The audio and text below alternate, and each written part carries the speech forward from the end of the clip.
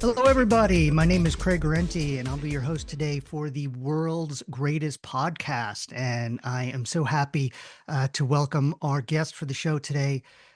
Truly an OG, old guard for the ITAM world. I know one of the first people that I met when I left big Oracle and started my own little firm, Palisade Compliance. So, Martin Thompson, thank you very much for joining us on the show and welcome.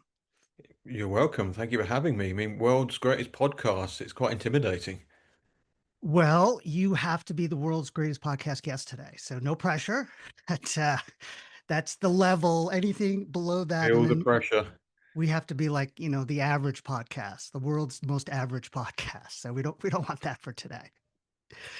So Martin, you and I were just talking, and I was saying that I was going through your LinkedIn profile before we got on here, and you've got the ITAM Forum, you've got the ITAM Review, you've got the Lisa Project. So why don't you tell the audience a little bit about sort of your history in the world of software asset management and ITAM and sort of all of that. And I thought we could, dig into that a little bit before we move on to your North Star Labs passion project. Cool. Sure. It's quite a history. So to stop me if I get a bit dull, but I've been in this field for 25 years now. Started doing ITAM in the year 2000. I was at a firm that some might remember, which are Computer Associates. I think they're under the CA Technologies now. Oh, I And I was remember in them. the Yes. and they were quite a big software company at the time. I think they've shrunk a little bit now, but they were quite a contender. And I was in the inside sales team in my very early 20s, and most of the sales team handled security and storage and stuff that CA Technologies did. And I did the weirdware, the minority stuff, one of which happened to be an ITAM tool from CA Technologies. And that was in the year 2000. And I've been in this field for my sins ever since, working for different tool manufacturers. I've not done the publisher side like you, Craig, but I've done pretty much Mhm. everything else in the ecosystem. And in 2008, set up on my own. And I've been a sort of analyst covering this space, the ITAM space, since 2008. Long time. And, I sort of, well, I left Oracle in 2011 and then started this firm. So I knew of you when I started doing this, and have been following your work and sort of your writings and your blogs and videos ever since. So thank you for your contribution to our little niche uh, side of the world. But I'm interested in your work at CA. You mentioned that I didn't realize they had a SAM tool or an ITAM tool at They CA. had, what was it called? So they had this big framework for big enterprises called Unicenter.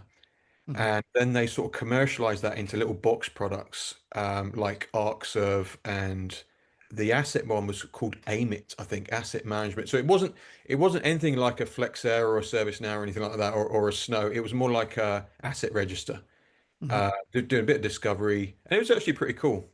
And then I went on from there to a consultancy selling that ITAM, and then I don't know if you would have remember in the UK there was a practice at the time called Federation Against Software Theft in the UK, similar to the BSA.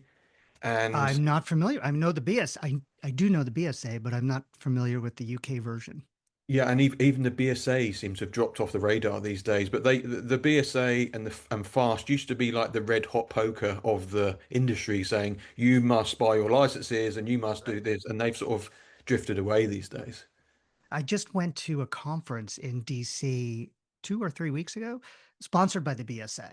It was all about AI regulations and it was bringing government officials from around the world to talk about sort of how governments need to get involved or not get involved in the regulation of AI. So had nothing to do with software compliance, but it was more like the organization feels more like a regulation sort of governing body group of experts rather than, like you said, poke the bear trying to generate money for vendors. Right. And I listening to one of your previous podcasts around Oracle audits and their sort of, I think you were speaking to the guest about leaning towards AI and Oracle's move towards AI infrastructure and everything. And I look forward to AI audits because I'm sure they're coming. We did that whole podcast. We started asking, I don't know if it was Grok or whoever, ChatGPT, if I'm a user of software and I get an audit letter, should I do everything the vendor says? And it was like, absolutely. You should totally listen to the vendor because they're there to help you. And it wasn't that bad, but it wasn't good, right? It was not going to leave you in a good spot. So, but it is getting better, right? This whole world of, uh, putting in questions into Grok versus going to Google and looking at a series of websites. The information is not, it's not 100%. I wouldn't bet my career on it, but it is a good starting point. Yeah. And I listened to that episode as well, and I thought it was really good. And it's a sort of warning sign of AI slop, right? That it's, just got to be careful of the output. But all of these tools thrive on context. So you need to say, I am the customer. I don't trust Oracle. What should I do? You need to Yeah, give it some grounding about the subject, right? Rather than just giving it a blanket question.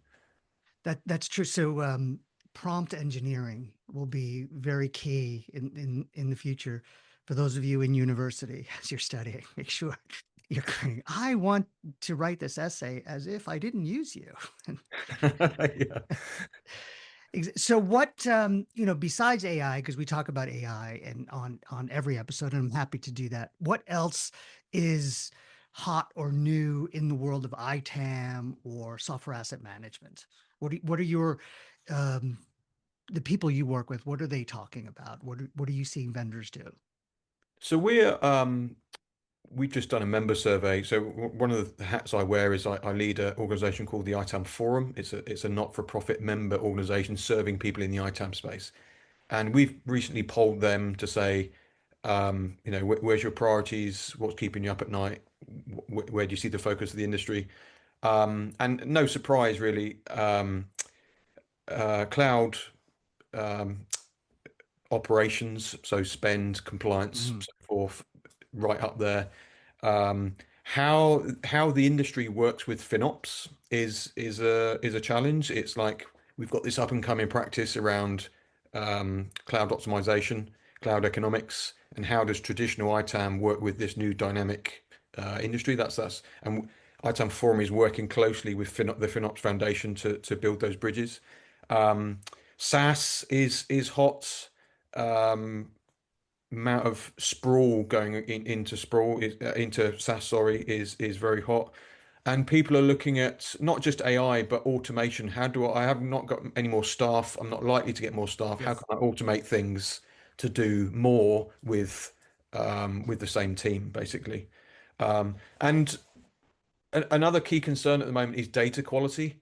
How do I actually get good, trustworthy data to make smart decisions when my IT estate is spread over so many different systems? It's in the cloud, it's on premise, it's in some SaaS applications, it's here, there, and everywhere. And how do I make smart decisions around that? So that's where our focus is at the moment. Yeah, the data quality thing it's so critical, and we see this. We are world is audit defense. We do a lot, obviously, with Oracle, and helping contracts and negotiations and all of that. But we're also moved into the non-Oracle world of just doing audit defense. So if you get an audit letter from someone, we can help you with that. And one of the challenges we see, and I don't care if it's with on-prem software or SaaS, is just data quality. And from the vendors, they're sending reports to our clients with obvious errors or assumptions being made. And even on the client side, they're often coming to us with we don't know. I don't know. So that's what's worrying them, is like they just don't know what they don't know. So I feel like that's something that data quality, it's been an issue since I started my work career in 1995, and it is still an issue today. And it's like, and our little firm of Palisade, we're constantly going in there looking at client data and sort of our contractual data and just sort of refreshing it and updating it. And it's a never ending thing. And if you have bad data, especially in the SAM space and the audit defense space, you might be making a really big mistake. So how do you know when your data is good or bad? Yeah. And especially in the context of what you do, what Palisade does, what are we looking for in the first place? because many of the and not just Oracle, because I know you do a lot more things these days, but um, a lot of the vendors don't actually specify what are we auditing. And when we do audit it, how are we going to measure it in the first place? And what does Yes. compliance look like? Yes. Because they deliberately, that's like I'm sure it's not malicious, but it's not in the contracts, so you can't do it yourself. Um, So, Morton, I've been on both sides of that fence, and it's very intentional. I wouldn't say malicious, but there's a reason why it's not defined, and it's not because someone isn't smart enough to think of a good definition. It's better for the vendor to not define it because it gives them more freedom. And honestly, for our clients too, if they're willing to, for any company, not just our clients, if you're willing to live in that gray space, it could be very beneficial for you too. The challenge is being able to deflect and defend your gray space position versus a black and white uh, position with customers, with vendors, and a lot of companies don't want to do that. They want the finality. We want to know for sure, and then all right, but that's going to cost you. That's going to cost you money, or you're going to overbuy. You're going to over provision. You're just going to make those types of mistakes versus other mistakes, which is being under provisioned or under buying, and so finding that sweet spot is where we're trying to be. And but I did have one attorney tell me years ago when we were helping with an audit, say, Craig, vendors don't audit to find the truth. It's not about the ultimate. It's not like a tax, like an IRS audit or a safety audit. They're looking to find the ultimate truth. Did you pay enough in taxes, or is the fire extinguishers and fire sprinklers working? This is more of just to get leverage. And I think whether you're a SaaS provider or a software provider, you're doing the same thing you did 20 years ago.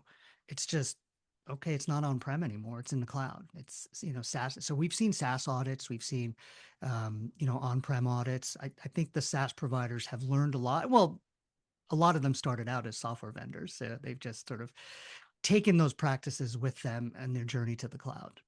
yeah, I see it as a form of foreplay from the vendor. It's like, how can I get your attention? There's so many competitors to our solution that Right. I need to get your attention. How do I do that? How do I get that at a senior level? I slap you with an audit, and then I'll have your attention, and then we can talk about my new shiny cloud product or wherever it might be. It's a way of engaging with the customer. I don't think it's going away anytime soon. I have been in this space for 30 years, and I don't think I've ever had someone say that an audit is like foreplay. That is awesome. I've I've heard a lot of metaphors, but that is not one of them. How about you buy me a drink? That will get my attention. How about a lunch, a coffee? That might be a little bit better. But There's a that's a different it's a kind of way foreplay. it's a way of monopolizing the management team's time because they've got a million things to do that are strategic and beneficial to the company. How do I pierce through that? How do I cut through the noise Yes. and get the attention of the senior management team about what we're doing and our revenue, our renewal, and everything else? It's get legal, and it's a tried and tested technique. It works. When I think about how these vendors are auditing, you bring up an interesting point. And I agree that this, one of the tactics here is to cut through the noise. When you ignore a vendor, they do stupid things like audit you. So there's always like, I need to give them a little bit of time, especially if I'm using their product. I mean, obviously, they can't audit you if you're not using their product. Although I'm sure someone has tried that tactic. But I think where the audit letter goes, can give you some inclination as to the goal. If they're sending that audit letter to a C-level executive, you're right. They want your attention. They want a meeting. They want to sit down. They want to talk. They want to show you the brand new thing. But if that audit letter goes to some junior person in some back office, they're really just looking for money. They are not, you may be talking to them and maybe buying a bunch of stuff from them, but they're trying to get around your audit defenses because you've got this wall of defenses and they found the back door to get in and get information. So often where that letter goes, I think can give you an inclination of what that vendor's goal is with this thing. And it's intentional, right? Like audits don't just happen. They're not accidents. They're not random lotteries. I don't know one vendor that um, audits you by happenstance. There is a reason why you're getting that audit letter. Right. Can I ask you a question? I know Sure. it's your podcast, but I was intrigued by one of your previous conversations on the podcast that said because I've always assumed that when they send the letter out, there's a lot of business intelligence behind it because it costs a lot of money to engage and to process the audit. The audit process is expensive, but your guest seemed to imply that now it's a bit more scattergun because we're pushing the onus on the customer to do the work, so we can afford to send a lot more letters out and care Correct. less about it. Is it shifted, do you think? Audits for the vendor cost nothing. There is no cost. They can send out 1,000 audit letters. They have the same audit team. They're all making salary. It doesn't go up or down. There's no extra cost. 99.9% of the cost of an audit is borne on the shoulders of the customer. It's so I don't think there's like if Microsoft or IBM or Oracle send out an audit letter, doesn't cost them a penny. It's I yeah. was thinking more of when they're engaging a third party, like an audit firm or is it Connor Yes. so, because then if you're paying them you're engaging, they're not going to do it for free, they're not doing it for love, they're there because they want an outcome, right? Yeah, and we've seen, not to mention firms, but we've seen those firms on the other side of the table, and they are bounty hunters.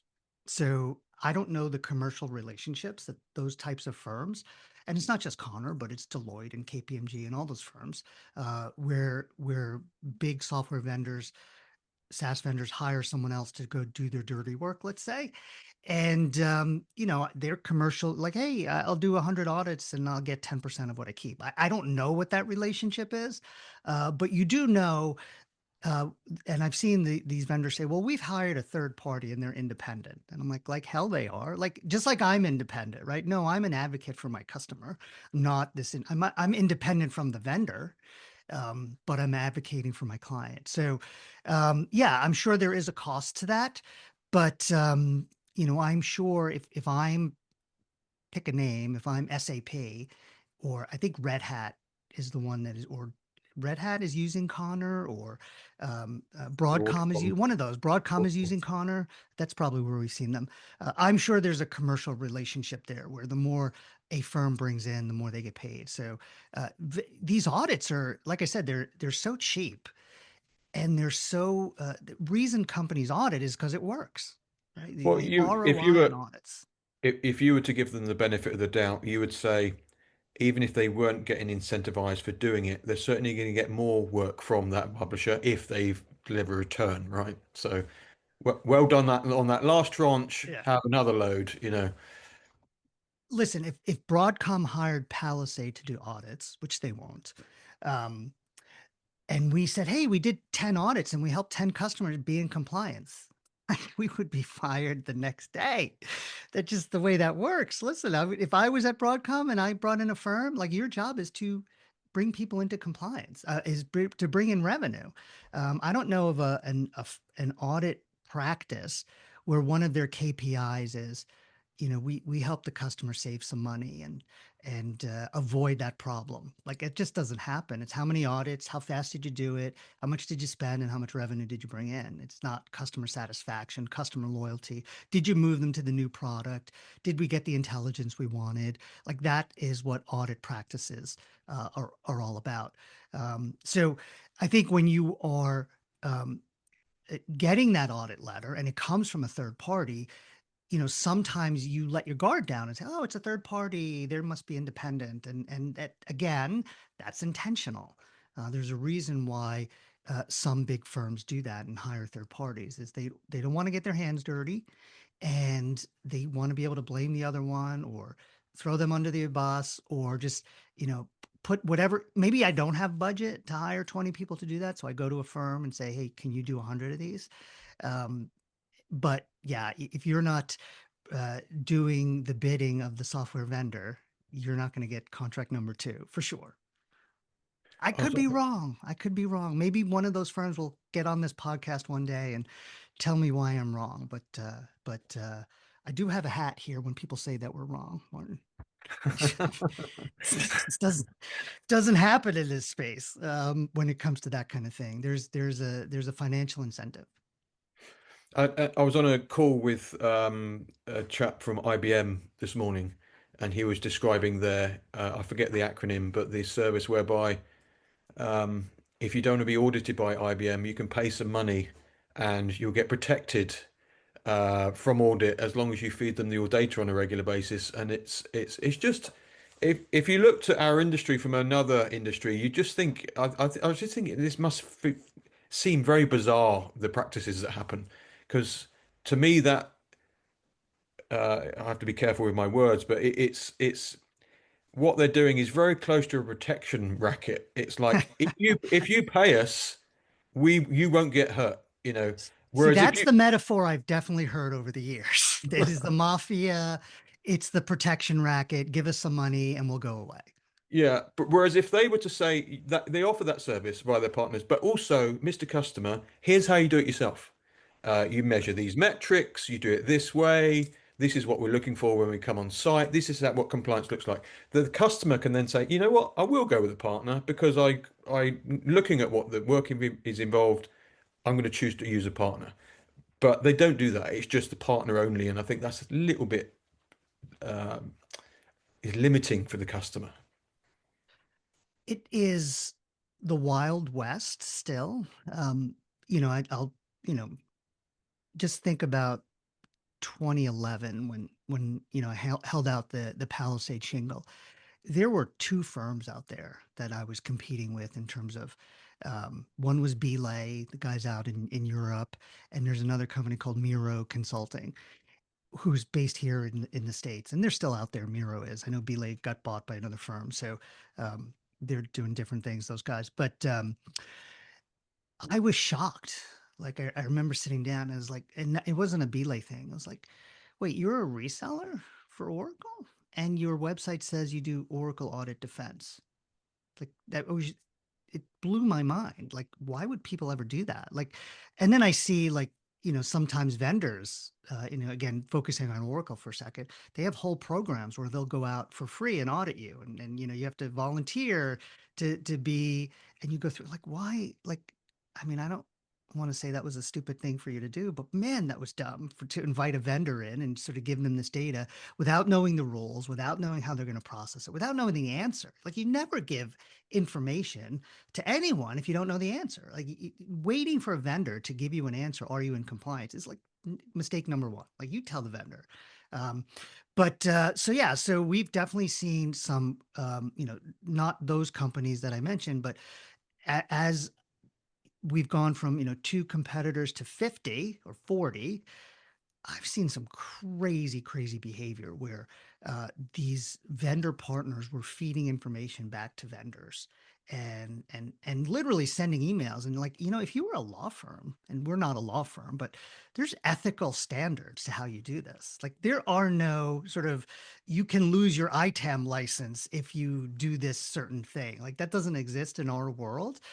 So it allows people to do some crazy backdoor deals, which thankfully we've not done that. We've stayed really pure to be customer advocates.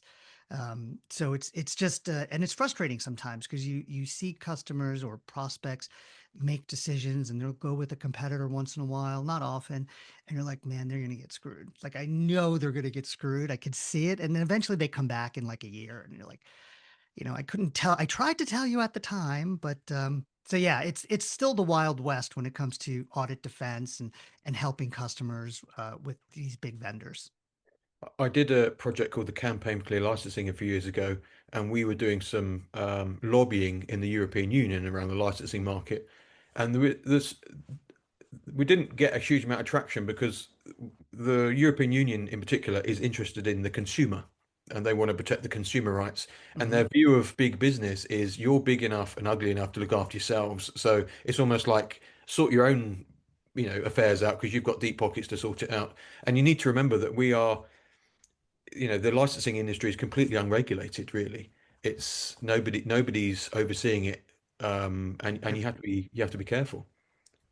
Well, and I think there's a coalition for software licensing in the States now, which is, I don't know if those that your group and that group is any connection to each other, but I do follow them. I get their updates every week, and I think our first guest on the podcast was Ryan Triplett, who runs that organization. So it was the very first one that we had on here, and I know they're doing great work. And I know in Europe, and I just saw an article the other day where there's a certain way you can resell licenses. Like if I buy a license from Microsoft, I can then sell it, which is completely, I tell that to people in the States and they're like, what? Is that legal? I'm like, well, it is over there. And it can help you sort of figure that out if you want to do that.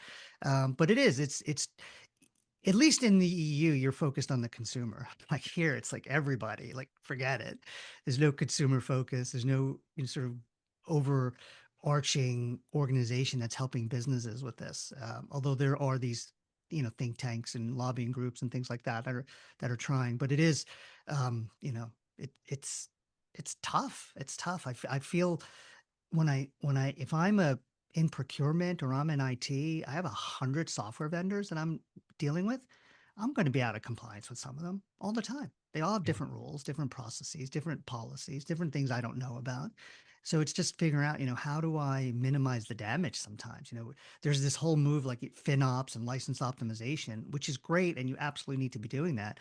But at some point, you're gonna get that audit letter and there's gonna be a big hole in your ship and like you got to plug that leak and it's just ongoing. It's like playing whack-a-mole with these vendors, right? This one, Anaconda pops up and then Digital Envoy pops up and then you get the big one from Oracle and then, Broadcom changes their rules and, anybody can change any rule by changing their website. It's, I guess that's why you and I have jobs. Yeah. Just on the secondary market, just to give that some context, I don't have the numbers to hand, but it runs into billions of dollars, the size of that market. There's quite a few brokers in that space. Hmm. And if you're shifting everything to the cloud, especially Microsoft is predominant software there. If you spent millions on Office and then you want to move to the cloud and go to the latest version, people are cashing in these licenses and selling them. And Yep. somebody somewhere wants them because they want to stick on the old version. And there's a good secondary market. And the only reason it doesn't exist in the US is because nobody's tested it.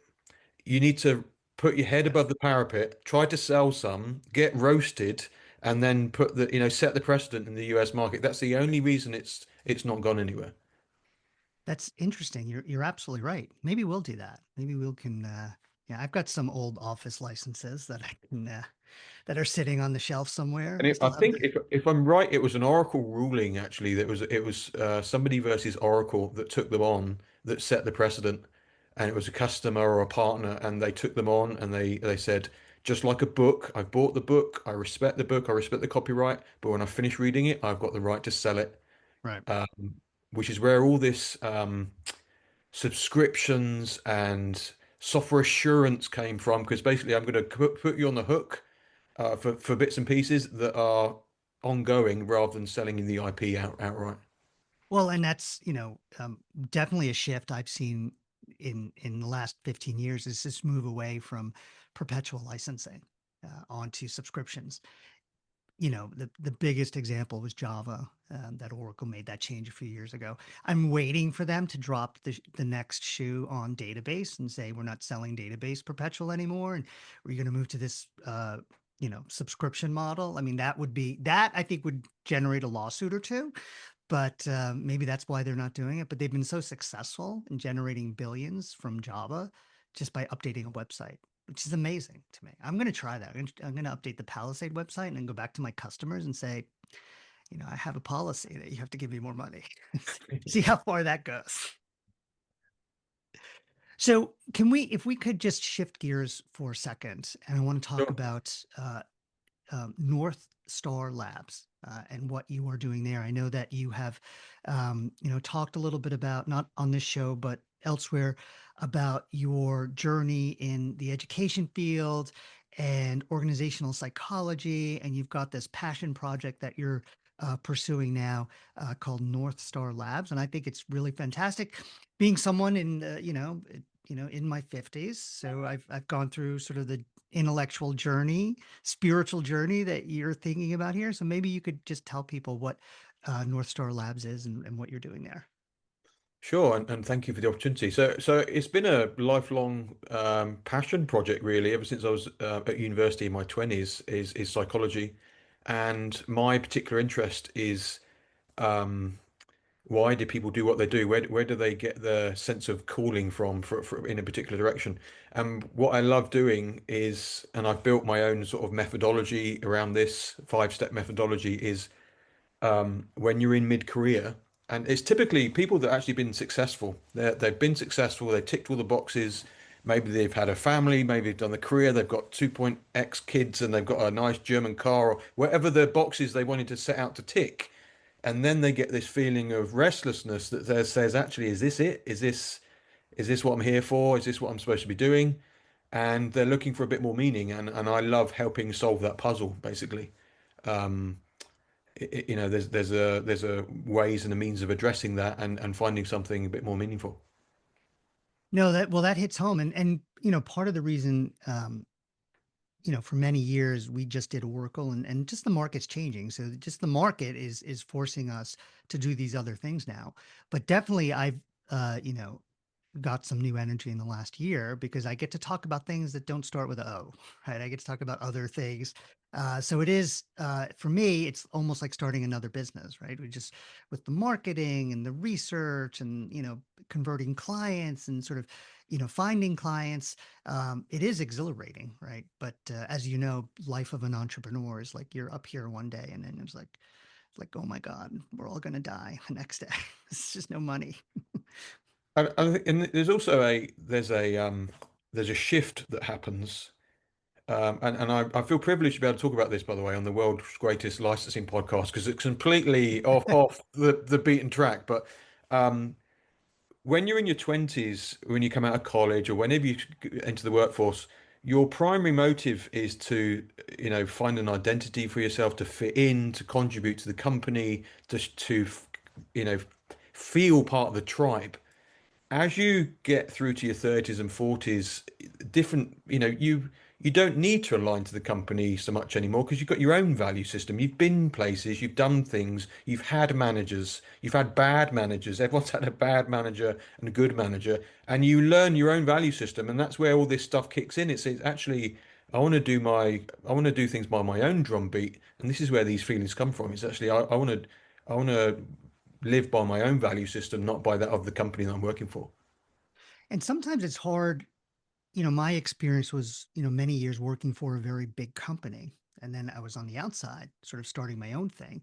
And I think people don't realize all the experience and the successes they've had when they're working for a big company because it's always about deadlines and budgets and spreadsheets and KPIs and all of that. And then you lift your head out for a while like, oh my gosh, like I was part of this amazing thing. We did all these great things. I was able to, one of the first conversations I had starting this company, I was talking to a friend of mine, and I was like, "Oh, I've got no sales experience. Like, this is going to be really hard learning how to sell." And he's like, "Are you crazy? You sold Oracle on creating this global contract audit team. Like, you had to sell that to seven different GVPs around the world, and have them give up personnel and hand it to you, and sort of like." You've been selling, and I was like, oh, I never really looked at it that way. So I think that there's so much talent out there that's stuck. And your point about sort of maybe mid-career, or you've done some things in your life and now you want to do something.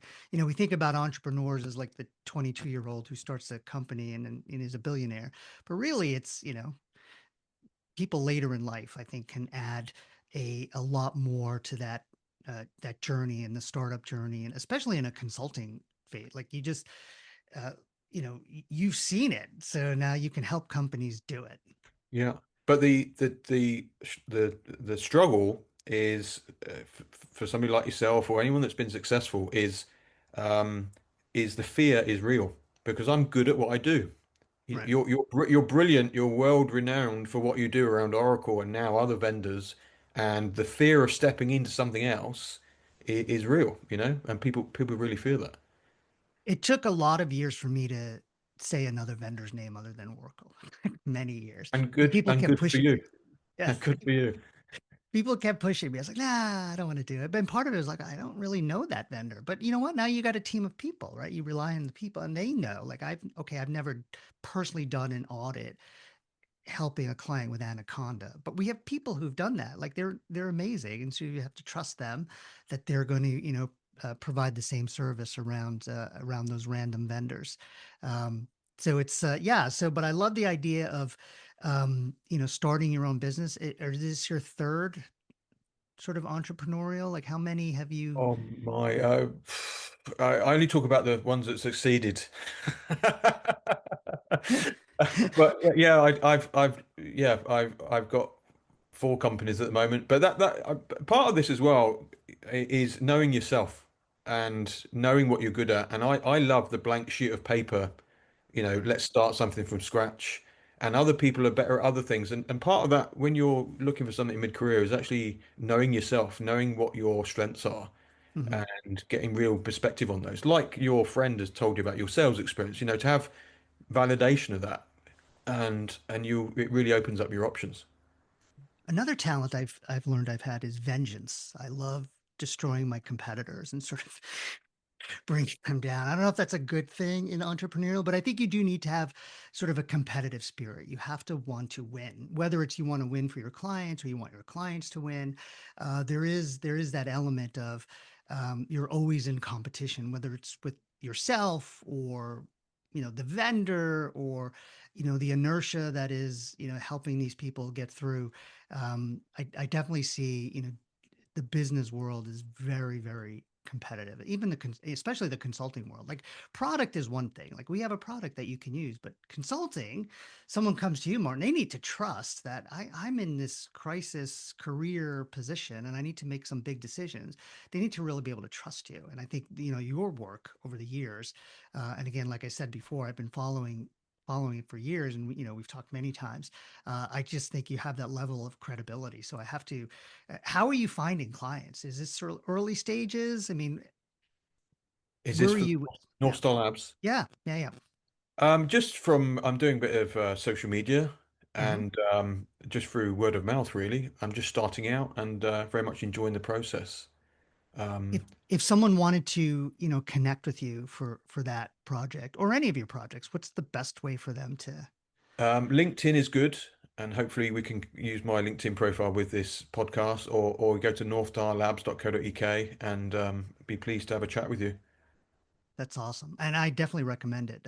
Again, having sort of gone through that journey myself before North Star Labs, having people to talk to who've been through it and done it, I think is super critical. I don't think people understand how much potential they have sometimes. It's always like, no, that's pretty cool that you did that thing. And now that sort of is the launch pad for the next thing that you want to do. Absolutely. Amen to that. Um, well, Martin, I think you have been the world's greatest podcast guest today. Thank you very much for and, having me. and thank you for asking me questions. I always feel like I'm asking the questions. I guess it's my podcast. I have to ask the questions. Can I show you one? I know this probably won't make it to the podcast. Can I show you one thing before we close very Show me quickly? anything you want. Come on. Maybe a second. I just need to swivel my screen for you, and it's a half made Millennium Falcon. Oh, look at that. I love it. It's a monster. It's taken us months and months, but it's good. Because we had Rory on the phone a few weeks ago and on the podcast, and he had all of his Lego sets behind him as well. I don't think he had the Millennium Falcon though. Did he? I don't think he did. No, he's a Formula One fan. But it's got a very therapeutic. Me and my son sit here, we chat away, we do it. It's nice quality time with him, and it's really good. That's one of their biggest sets too. The Millennium. That's like thousands of pieces. Yeah, it's like, where on earth are we going to put this when it's finished? We're going to have to build an extension or something. We have my son is out of his Lego phase, but there was a Lego phase, and we have the Roman Colosseum downstairs sitting on a desk. And I have no like it's been there for 2 years now. And I'm like, what are we going to do with this? Like, is he going to take it to university? Like, it is a big thing and it's now just sitting there. So, but you have to, mount that to the ceiling or something and display it with lights. Yeah. I think it's nice as well because he's at the age where he's at the age where he's 12, so he's at the age where he sort of doesn't want to play with dad anymore and he wants to go and play with his friends instead. And it's nice Right. to spend some quality time with him, and it's a nice way of connecting, basically.